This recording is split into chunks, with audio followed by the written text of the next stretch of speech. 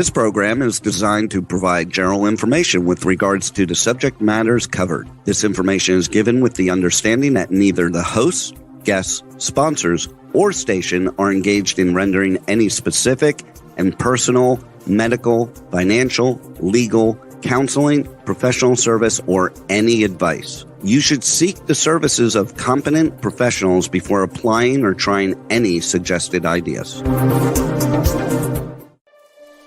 Magazine publisher and entrepreneur Judith Mancini is sharing captivating conversations with experts in their field about the latest trends in our ever-changing world to help you become healthy, wealthy, and wise. Judith Mancini Today will spark your interest and inspire you to lead your best life ever. And now, here's Judith. Judith Mancini Today is sponsored by Basic Brands Inc., providing the highest quality specialty products in the natural food industry. Visit visit basicbrandsinc.com and enter JMT15 for your 15% discount on your first order, including their best-selling vitamin E ointment, which helps restore moisture and elasticity to your skin. Hey, everybody. Welcome. I'm Judith Mancini. I have a really special guest today. So my news and what's going on in the world is going to be a little short today. Well, I want to start out with something that's going to be really fun. I'm so excited about it. Soccer has grown since my kids played soccer here in the United States, because we are international too. So here in the United States, it's known as soccer, and overseas it's known as football. So don't get the two confused. I coached my kids when they were growing up in Lake Tahoe and the soccer, and I've loved it ever since. So I'm so excited that the World Cup has started yesterday and today in Australia and New Zealand for the FIFA Women's League, FIFA. So that to me is very exciting. Now, they had two games, and Australia and New Zealand both won their opening games. And we play tomorrow. The women's USA team plays tomorrow. Now, what I want to tell you is this would be their fifth consecutive win for the whole World Cup. I want you to tune in and cheer them on. I don't care what you think about Megan Rapaport. She is retiring this year. She has her opinion. That's why we have free speech. I know a lot of you don't even want to talk about her or watch the games because of her, but that's not fair to the rest of the teammate members. Boy, I'm tripping over my words today. I don't know what's wrong with me. Not enough sleep. So tune in. You can see all the games live on Roku. Get Roku and save yourself some money on your cable bills too. So do that and watch that. And the other exciting thing is coming in August is the first game with the superstar men's champion Messi from Argentina, who now plays for the Miami team. So you'll want to be updated on that and watch that too, because he is something to see. Really, really exciting. Now, I was appalled this morning when I tuned into the news and I was watching a House committee hearing with Robert Kennedy Jr., who is running on the Democrat ticket in the primaries. And he is known as a bit of a kook against vaccines. He's an anti-vaxxer. But I'm not an anti-vaxxer, but I still follow him because he knows a lot about health and what's going on in the world. But I was against the COVID vaccines, all right? They are just tearing him apart. And you would think it would be the Republicans doing that, but no, it is the Democrats doing that. And the woman from the Caribbean who sits as the ranking member on the committee was trying to censor him by getting rid of this hearing that is in front of the public and take it into executive committee. How can the Democrats try to destroy one of their own and not let him speak to defend himself in this hearing? They've been trying to censor him ever since he decided to run against Biden. What does that tell you? In my mind, it tells me they're afraid Biden might lose. And maybe they're the ones that are running Biden now. You know my opinion. You know I'm a conservative. You are entitled and should speak out for your thoughts and your side. As I always say, look at both sides, listen to both channels, Fox and CNN and all the other ones, and you form your own opinions because we still have freedom of thought and freedom of speech. So that's it for my news today. I also never thought I would see Democrats try to destroy a Kennedy family member. Remember, President John Kennedy was one of our best. So I am thrilled today. I'm going to have Juan bring in my new friend and this wonderful person who has developed this fabulous new skincare line. But I'm going to read something that was put in a tribute book when they were honoring the 100th birthday of Judy Garland, which we'll get into in a few minutes. But I couldn't have written anything better, Vince. So I'm going to read this little paragraph. As a cosmetic chemist, certified nose, executive, entrepreneur, and marketer, Spinato's vigilance to ingredients and their corresponding results have been key to his product success.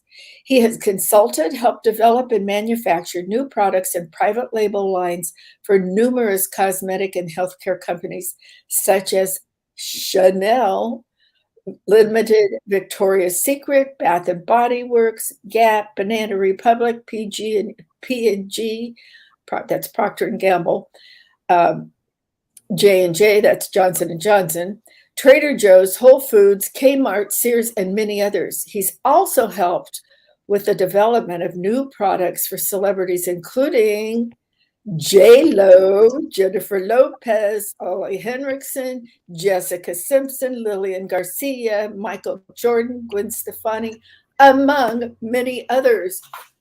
Welcome, Vince. I could go on and on talking about you. I'm so impressed. I just love it. I'm so happy we've met. Yeah, thank you for having me. Absolutely. He's also an author, and this is his book. It's available on Amazon, Barnes and Noble, and every place else books are sold. And he also has an audio book out on it. And where was that? Audio platform. Okay, perfect. Yeah. All right. First, let's explain what a cosmetic chemist is and a certified nose, and then we'll get into how you got into the beauty industry and why you wanted to. Sure. Pretty much, Judy, a cosmetic chemist, we develop hair care, skincare, bath and body, manicure, pedicure, baby, pet product, energy drinks, and pretty much all categories. And the certified nose part is my fine fragrance side. I'm not quite 100% a perfumer yet. I've been studying probably about 10 plus years to get to that point. But a certified nose is probably the best way to explain it is very similar to being a sommelier for wine. So you go through the process and learning the wines. And on a nose part, we're doing the same thing except for essential oils and fragrances, etc. So I really have identified and worked with thousands and thousands of essential oils over the last 30 years of doing this.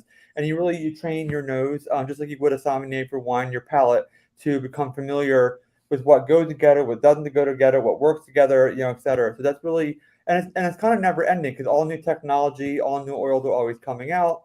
The only thing I really don't do is color cosmetics. So that's called a color chemist, which is a little bit different. In my lab, in my facility, we can do anything that's aqueous based. So meaning in the color category, anything that has water in it, such as foundations or lip gloss or mascara. So I can do that. But I can't do things like pressed powders like eyeshadow or pressed blush or like lipstick bullets because it's a whole nother kind of science and technology. But really, on the beauty side, probably every single category you can think of, from baby to pet to skincare, we develop. I was really impressed that you even do babies and pets and things like that. It's such a great crossover. Yeah. I like that. Yeah. So let's start how you decided you wanted to be in the beauty business. Let's kind of do a brief autobiography of you. Let's Sure. start with when you were growing up. Well, I always say it's really a bit of an embarrassing story, but it's a true one. So I always tell I always tell the truth how it happened. And I honestly knew as early as 5 or 6 years old that I wanted to do it. And the reason why, which is the kind of the embarrassing part, is I grew up watching The Young and the Restless with my grandmother, like literally sitting on her lap watching it. And on The Young and the Restless, which still happens to be on the one of the surviving soap operas that are still on today, one of the final four, their whole entire show is about a fictitious cosmetic company called Jabot. And I just got enthralled with that when I was watching it as a kid. And I just, for some reason, wanted to mimic what was being done on the show. So my sister had a easy bake oven for us that are old enough to remember that what that is. I used to pretend like I was making I products love in it it. and like oils. So really, it came from The Young and the Restless. And I sent a letter probably about 20 years ago to William Bell, the creator of the show, and thanking him for my career. And he actually responded back. And then in the very, very early 80s, Dynasty came out from Aaron Spelling. And that was the second show that that resonated with me. So between Young and the Restless for being the actual cosmetic beauty part, and the Dynasty was really about power, money, and stuff, and being an entrepreneur and wanting to own your own company and being wealthy. I merged those two, and that's where I got the idea from. So my my career was unequivocally shaped by two television shows, so which is kind of embarrassing, but that's how it happened. I think that's wonderful. You Yeah. know, I think a lot of people want to emulate television shows that are very successful and then are about successful people in business and all the little things that are concerning them and causing little disagreements within the family and the business and all of that. So I think that's fun. And I Yeah. think it's a great inspiration, actually. You need somebody to kind of look up to and kind of learn because in those shows, they kind of told you what was the hot product or how they were staying so Right. beautiful in their roles, things like that. The part I didn't know was that that all the fluff wasn't really the truth. I mean, the beauty industry very, very challenging. It's very it's dirty, meaning that it's like you're always competing and trying to race the next company to the market. And I'm not a Procter and Gamble or a J&J or Lauder or Louis Vuitton. So I'm a very small boutique company, but I still have to be competitive with those brands, and sometimes even get to the market faster to them. So it really is a dog eat dog business for sure. And if you think about it, I mean, I always I've raised money before, venture capital for beauty companies, even for my own, et cetera. I always kind of help with that. And long story short, a lot of times I have VC or angel investors come to me and say, "Oh, we're going to pass. We're going to do something in real estate or IT or something else instead." I go, "Okay." I said, "Give me a call when you stop washing your face, shaving, or brushing your hair, or washing your hair, and I'll shut up." And the point is that unless you're a transient on the street, pretty much every single one of us is using something, right? Hair care, skincare, bath and body, or even just down and dirty soap. So the industry is crazy, crazy, crazy big. It's actually the biggest industry in the world, in between oil and tobacco and firearms. So it's really a massive business. And even though it's so big, the industry is very small. Like, you probably maybe met no cosmetic chemists in your life, so it's like, or maybe one, or so it's like there's not a lot of us out there, but so there's a lot of business, but it takes a lot to get a product to the market, and a big budget. So that's kind of the other issue for me as a boutique company. Well, an interesting thing, I think it's not just getting the money to develop your product and your packaging, but then it gets into marketing and what they demand if you're going into a big store and the shelf space and all of that. And people don't know that. I don't know if you know this. I had a skincare line myself, I but did, I did. oh, you did. Okay. Well, I ran into some of the dirtiness Right. where they stole my formula and things like that. So I know exactly what you're talking about. And I never even tried to raise venture money. So I just got out of the business because I was older. I think if I had done it younger, I would have stayed in it and really loved it. But one thing I like about your lines, or you put your name on it, this new line, the caviar and diamond, I think that's great. And you've got your name on it, actually. So I think that branding yourself as well as your product is a fabulous idea. So Right. you worked for a lot of people. You started your autobiography here with Yep.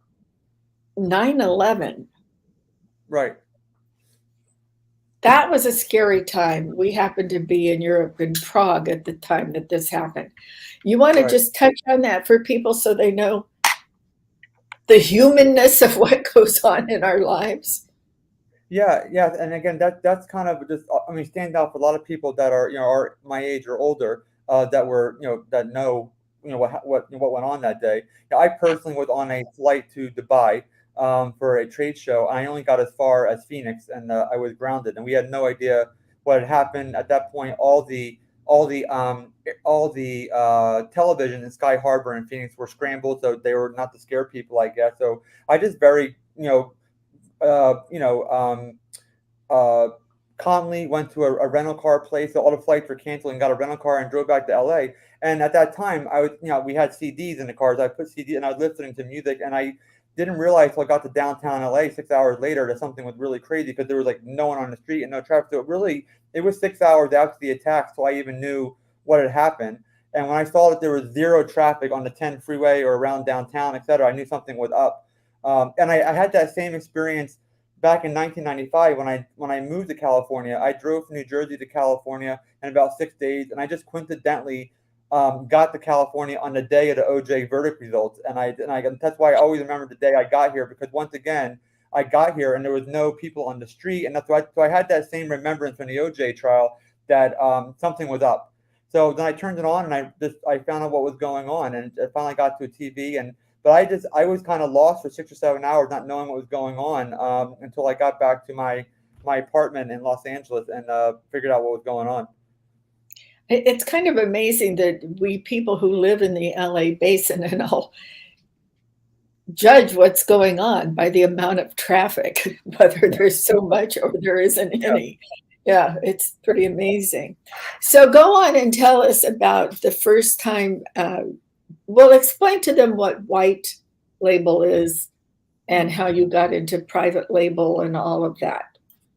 Sure. White label and private label are pretty similar. One of the things that I've been doing for years and years is developing products for places like Trader Joe's, Costco, I mean Safeway. So we do a lot of mass market products as well. There really are three categories that we work in, which is mass, masstige, and prestige. So mass is really your big box stores, your Costco's, Target, Safeways, Sam's Club, that kind of thing. And then we have masstige, which now is considered like Macy's, Ulta, the high-end drugstore, that kind of, and then the prestige, which is your Nordstrom's, Sephora, Barney's, which isn't around anymore, is bankrupt, unfortunately, but those, Neiman Marcus, et cetera. So we really have those three categories. So in the white label, most of the categories we work in for that are mass. So I'm a certified vendor, organic certified, for Whole Foods and Trader Joe's. So we do a lot of products for them, like a lot of the Kirkland brand for Costco, which is their own label, the Trader Joe's brand. We do lots of hair care for them. In addition to, we've done private label for Sephora. So what it means in a nutshell, that is us developing the formulations, and then the retailer puts their own name on it. And that goes as well for salons and spas, and and hair salons and that kind of place as well too. So if again, I don't know if people remember Jonathan Anton had a reality show called Blowout for a couple of years on Bravo. So I was developing his product. So it was me as a chemist, and I was behind the scenes, but it was his name, and he was the face of his own brand. And even with the celebrities, you can consider that white label as well too. Like I did a fragrance and color cosmetic line for Gwen Stefani. Actually, the famous red lip she had is my kind of one of the things my claim to fame for her, and it's got nothing to do with me in reality, except that I developed it for her. But it's all her name, her product. She launched it with Macy's. So that's all really private label in that sense. When you do that, do you follow through from the formulating process all the way through the packaging, or do you pass that on to someone else for the packaging and create a part of that? Yeah, we do, Judith, and hence my company's name, Turnkey Beauty. We really do turnkey the whole program. Back in 1995, when I got started, I probably was doing just formulations, but about 15 years ago, we added everything to our plate. So literally now, you can come to me and say, hey, Vince, I want to put a skincare line together, or hair care, and we take you through the whole process and hold your hand through the whole entire process. So really, all the formulation work, all the R&D work, and then all your stability and all your FDA required testing, and then everything from packaging, barcoding, regulatory, your copy, your romance copy, you know, packaging design, getting it to market. I mean, really the whole entire process. So I have an R&D lab here in Capistrano Beach, which is just south of Laguna Beach by like a minute in Orange County. And then we have a manufacturing plant out in Tempe, Arizona. So it's really full process. So everything is developed here where I'm at right now in my lab. And once the client signs off on the formulation, then it gets moved over to Arizona for production. That's fantastic. You have quite a large business going there with all these different arms of it. Not a lot of the formulators do that. They kind of a lot of just like they're doing just R&D work or just manufacturing work or just regulatory work, but we do the whole entire process. That's fantastic. So what was your first product? Who was the first one? I know you say it was starting slowly and your personal life was involved in it. Everything was kind of wrapped together because that's how we are. That's how we are as humans. We try to do everything at once. Tell them what was your first product and how you had the idea of your current line in the back of your head all of this time. My very, very first thing I worked on, and I'm telling you this one for a reason, this leads into my first product. For those who can remember, it was with Vidal Sassoon. At the time, in the very mid 90s, Beverly Sassoon, who was a big star down in Mexico on a soap opera down there, a telenovela actually, she had just got divorced from Vidal, and in the divorce, Vidal kept his name in the salon, and then Beverly actually got control of the hair care line. So I had befriended her in Beverly Hills at an event I went to, and I told her what I was trying to get into. So she was kind enough to let me work with her, and we actually me and her together revamped the Vidal Sassoon hair care line under her control. And the thing was that I told her I wanted to do my own product line, blah blah. What were they going to do? And coincidentally, me and Vidal had the same initials. I'm Vince Spinnato. He's Vidal Sassoon. They're both VS and VS. Right. And my logo actually was VS. So she actually talked me into going with Vincenzo, which is my birth certificate name in Italian. My legal name is Vincenzo Michelangelo Spinato. So I had a great, kind of name for a brand. So she got me to go to Vincenzo Skincare, which is what I still am at this day, thanks to her. So with her help, I developed a breast and décolleté product for the neck down and the breast tenderness area. That was my very, very first product I launched in Beverly Hills. And I have a story about that in my book. And it was a product that was really for tightening and firming and hyperpigmentation for neck, breast, and décolleté. And it did really, really well. So that was my very, very first thing with my name on it. And then it eventually, evolved into more products from there. I was always kind of surprised that she got the hair care portion of the business when they divided it, which was really smart. So right. I think she was smarter than probably he was, because the hair care did a lot of business. If you remember, it was everywhere. It was in Walgreens and CVS, all the drugs, even grocery stores. It was all over the place. Right. So I didn't know your middle name. Vidal Sassoon was the top. Remember, you don't look good, we don't look good. So that was the top. And he was at the top of his game then, for sure. Right. So your middle name is Michelangelo? Yes, correct. I didn't know that. How appropriate. Yes, and we're 100%. Well, we're 100% Roman Catholic, and I was raised Catholic. So for my mother, it was Michelangelo, the Saint Michael. But for my case, it works for the artist as well too. But really, it was for Saint Michael. Well, my husband, is Italian, and he came over here when he was 13.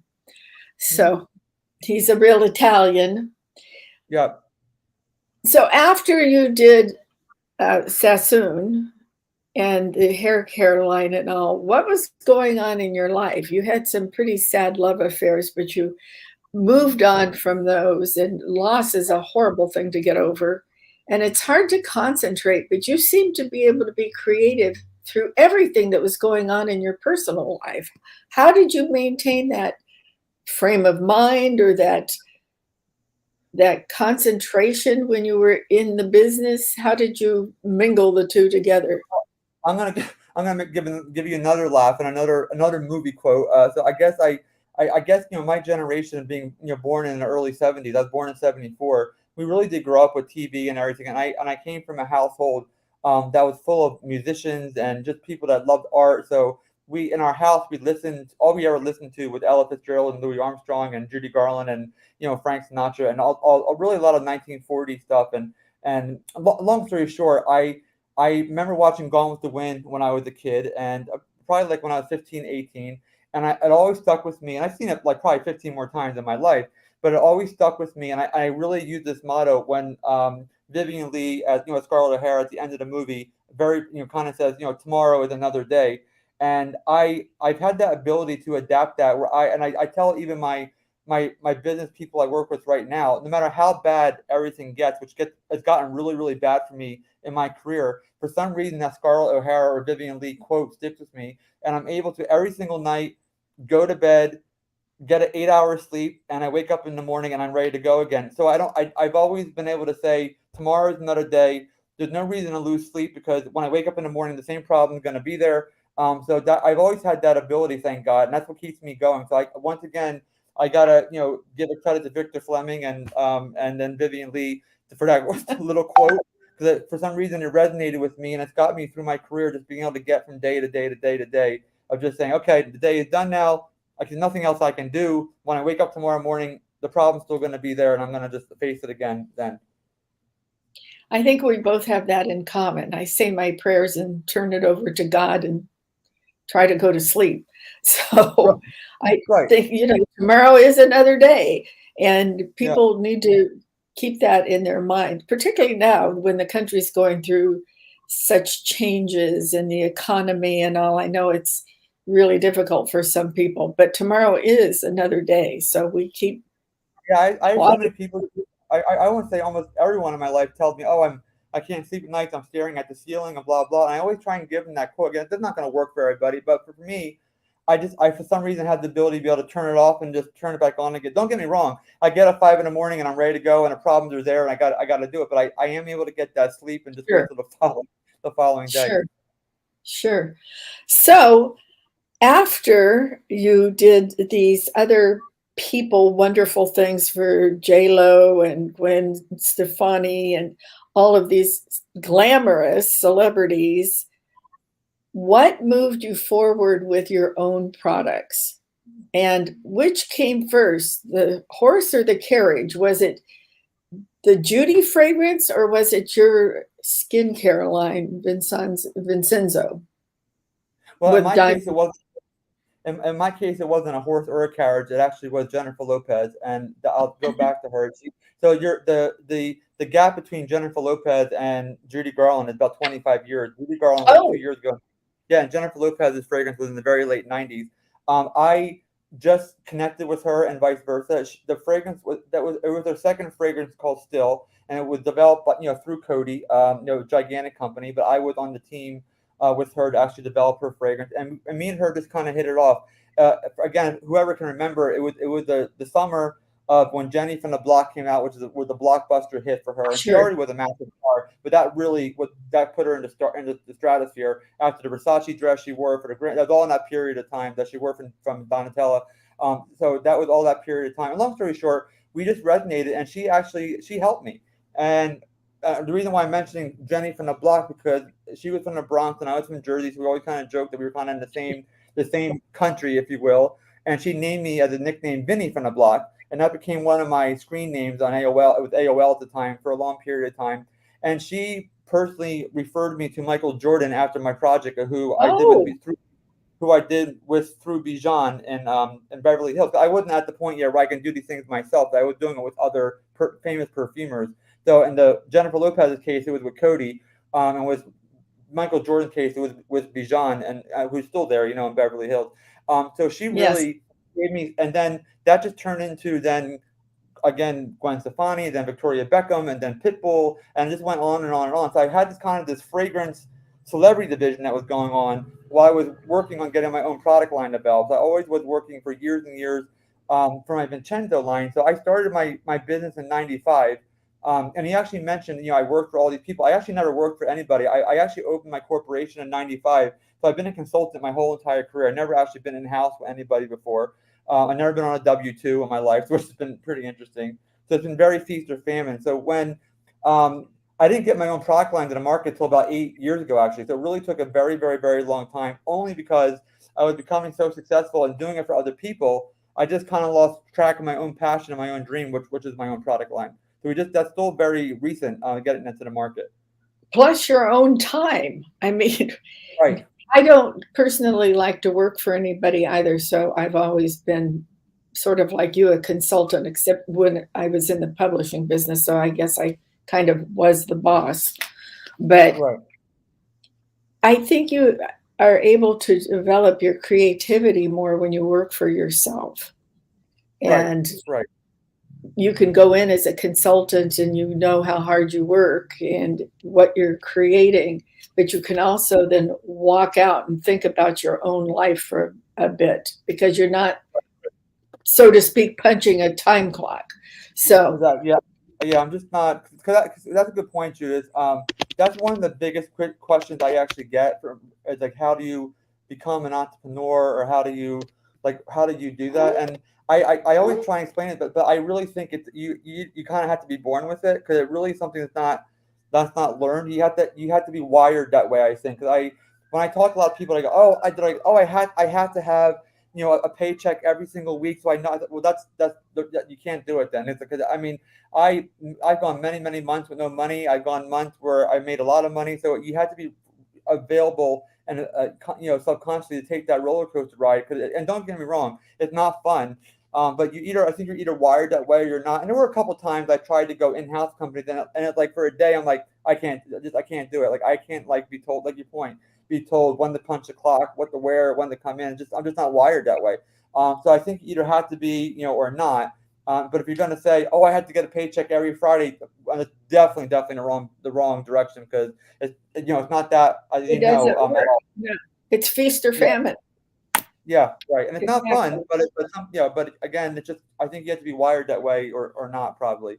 But it's also so exciting when you get something that is yours and it becomes such a huge success. It's very exciting. Where if you're working for somebody, you're excited because you were part of a team, but it's not the same feeling as being the entrepreneur who's developing it. So that's what I prefer. But I think your book is a good example for people to read because of that entrepreneurship that you have and what you went through, the ups and the downs and all of that. I think, it's just fascinating to me that you got connected to Hollywood and you have so many celebrities that you've developed things for them. It's very glamorous. No, exactly. Because it's not really a skill set you can advertise for. I mean, where are you going to advertise and say, hey, who's looking for a cosmetic chemist and a perfumer? I mean, you can't, there's nowhere to put that out. So it's all been word of mouth. I haven't advertised a day in my life. But for that reason, like you said, sometimes it is feast or famine, because there's not always, clients. We had 9/11, we had 2008, we had the housing crisis, we had the pandemic. So those periods, like the pandemic, is the only thing we actually did much better, and only because we had the skill set and the ability to switch over to hand sanitizer to help hospitals. So we actually did well in the pandemic, but 9/11 and the housing crisis, we did not. So it just depends on what the tragedy is, but in my career, since opening 95, I had 9/11, the housing crisis in 2008, and then probably the pandemic. They were my big three so far. And so that's the end. That's the end. Don't say so far. For sure. I hope there's nothing else. Yeah, I hope there's nothing else too. You are right between my two kids being born, so they've seen a lot of the same things you've been through. One was 73 and one was 75. So and that generation just got in there where they've seen it all. Right. And and our beauty industry is not recession proof. I don't think anything is, but we are kind of, in the sense that what we see in those three tragedies I just mentioned, we do see a dip. It's like women will buy one lipstick rather than two now. They'll have like one facial every 45 days, then maybe like two. So they'll have like 3 manicures every couple months rather than 4. So we do see a dip, but it's not it's not like it doesn't go away. Like, because of the fact you have to wash your face, wash your hair, put on makeup, and it's not going to ever go away. So again, we're not recession proof, but we are one of the better ones, out there as far as trying to get through tragedies like that. Absolutely. Absolutely. I mean, a woman wants to look her best no matter what's going on. So Right. you always Right. have it. And so do men now. And it's more common for men to get out there and take care of their skin in all the way women always have. So it's a good thing. Good thing. Well, let's get into some of the products that you've developed before we run out of time. I first want to say I highly recommend his book, My Pursuit of Beauty. I want you to all know it's available at Amazon and Barnes and Noble and everywhere. So go there. You'll see his website and all scrolling across the bottom. So write that down so you can find it and you can find the product and all. So let's start with, before we get to caviar and diamonds, let's start with your fragrances that you have developed. Right. The Judy Garland 100th birthday, I think, is fabulous. Yeah, thank you. And I just happen to have a bottle of it here. Good. And I hope you've been enjoying it. Love it. I think it's unique because it's unisex. Yes. And I'll give you the background on that, Judith, as well. And that Judy is the first one that I personally took in-house. I have a licensing deal with the Garland family, and that's the first one I actually took kind of ownership of. All the other ones I developed were for the celebrities. In this case, with Judy being, of course, deceased, I worked with the Garland family directly in the Judy Garland estate.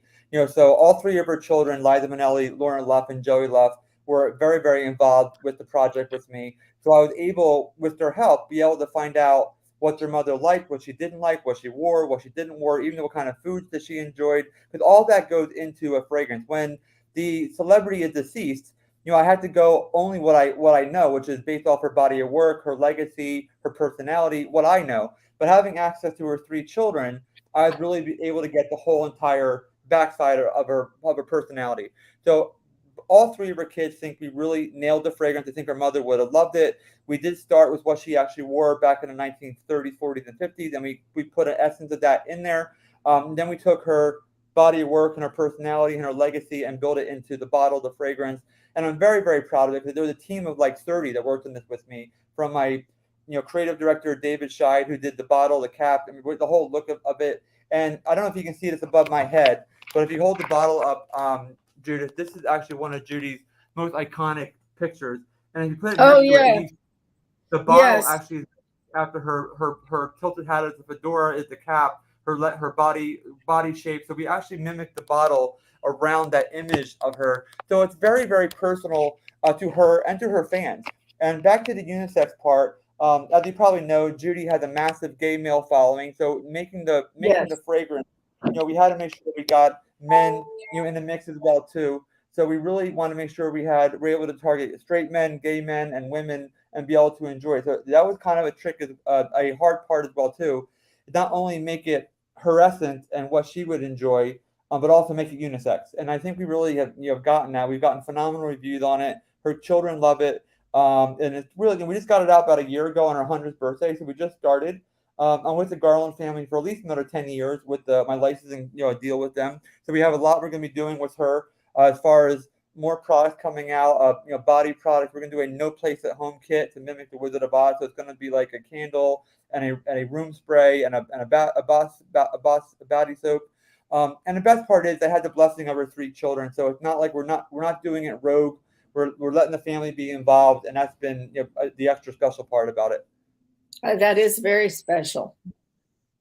And it's amazing to me that all three children enjoyed it. There's so many splits in families these days, but for all three to endorse it too is really remarkable and very lovely.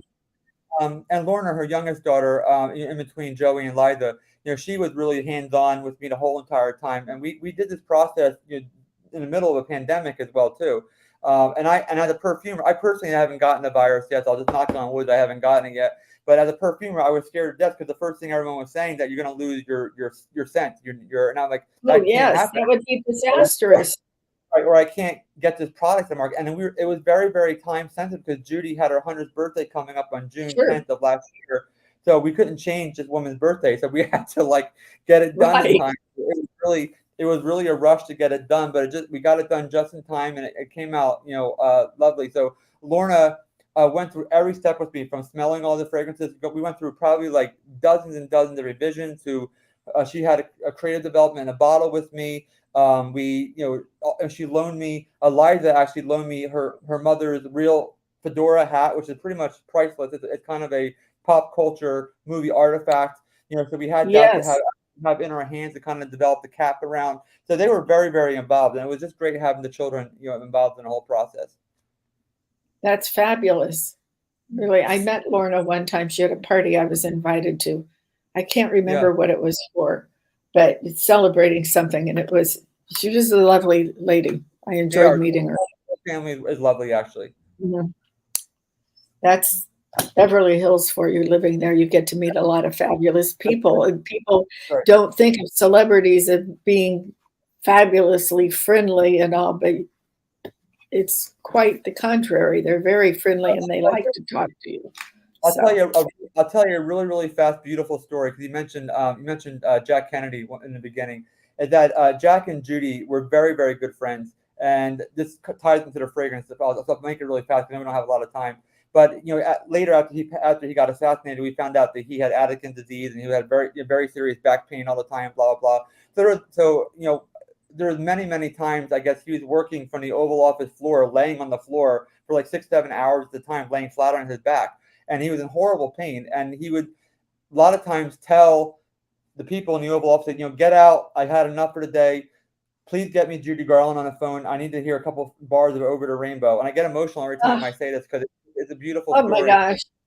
He would get on the phone, sing him Over the Rainbow, a couple bars, and he would get back up and start working again. So Jackie knew that. So after Jack got assassinated, about 6 or 7 years later, Jackie initiated a rose for her, a Judy Garland rose, that she actually got moved in the work through an organization in London.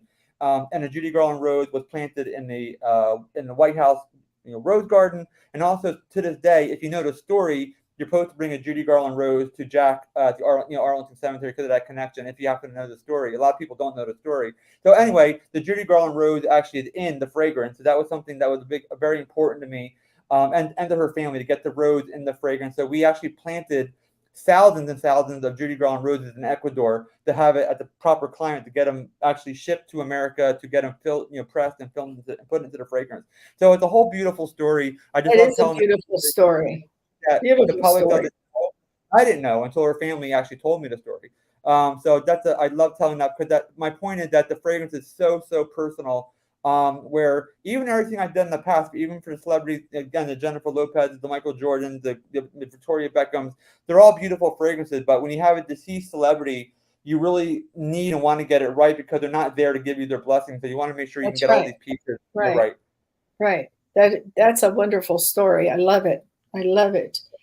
Well, let's move on to a couple of your other fragrances now. You're working on the Hollywood sign.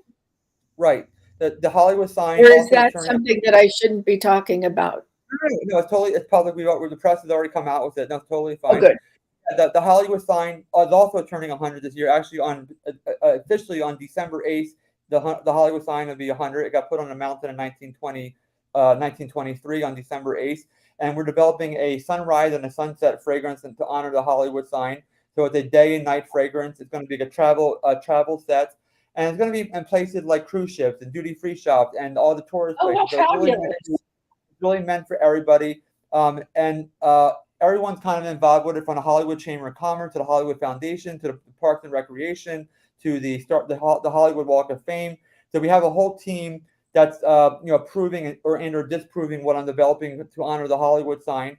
And it's going to come out probably most likely in December or very late 2023 with the 100th anniversary, and be all running through 2024. So that's coming out. And then the last one I'm working on, which is my favorite project of all time, because I'm just like, for me, she's my god, which is Ella Fitzgerald, the famous jazz singer and queen of jazz. I love Judy Garland, but I am obsessed with Ella Fitzgerald. My husband will tell you that her music is Me too. never off in my house. So with her, I'm very excited as well too, to do that for her. And again, with her not being here to give her blessing, I had to go on what I know. I mean, I happen to know her body of work very, very well. I know all her songs. So with her, I have access, through her estate. I have access to her songbook, the couple movies that she worked on, and her, I am able to chat with her son. She has one adopted son that's still, alive and well. So with her, we're making it very sultry. This one happens is going to be a perfume. And again, I wanted to kind of be like very sultry and jazzy because it's nighttime mist. So it has Jazzy with your scatting in it, because nobody knows right, how to scat anymore. We right, miss Ella in doing that.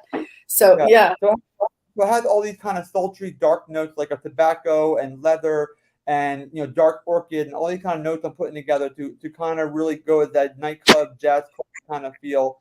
And I actually had the fragrance part already finished and done, and it came out crazy amazing. And I hope the public is going to love it. And again, my passion is to try and bring the legacy back of some of these women, back to the forefront. And just like I'm also chatting with Lucy Arnaz, which is also public, to do something for oh Lucy, fun, and also sure. with Kate Hepburn's estate as well too. So that's the two ladies I have on my radar. But the two that we know that are Judy's is already out, and Ella's will be coming out in 2024 as well. So that's what we're working on at the moment. Well, Ella is close to my heart. I used to see her shopping at a little store in West Hollywood on Doheny, where Doheny and Santa Monica are. There used to be a Carl's Market there, a little independent, tiny little grocery store. And I used to run into Ella all the time. And she would always stop and chat with me. And I've Oh, seen her many, many times live at the Hollywood Bowl and all. So she's one of my favorites too. So I'll be I, looking forward I, to I, the I, fragrance.